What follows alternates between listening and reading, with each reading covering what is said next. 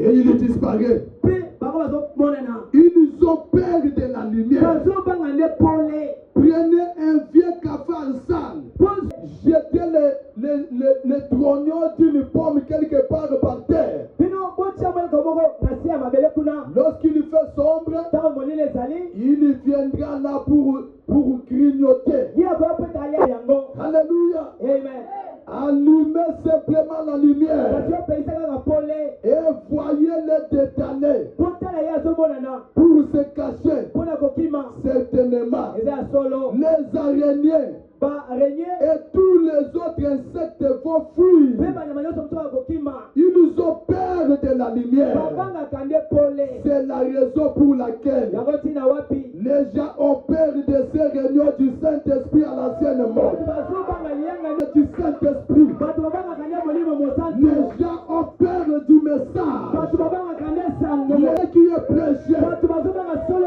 Vous ne venez pas rester dans le message parce que leur concubinage sera brisé. Nous ont peur de venir dans le message parce que leur vie impure sera dévoilée. Que Dieu vous bénisse, l'enfant de la lumière. Que Dieu vous bénisse, enfant de la lumière.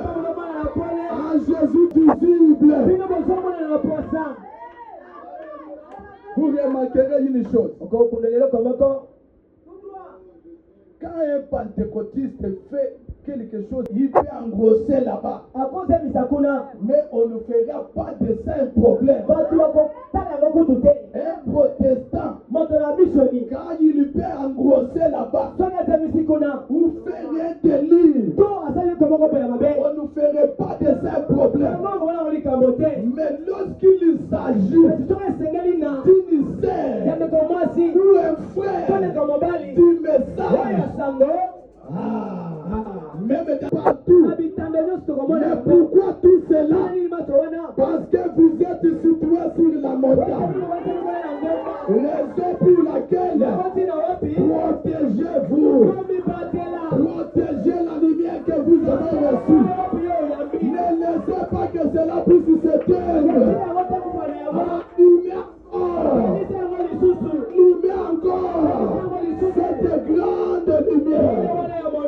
Afin que cela puisse atteindre les autres. Ils ne sont pas dans la lumière. Acclamez pour le Seigneur Jésus-Christ.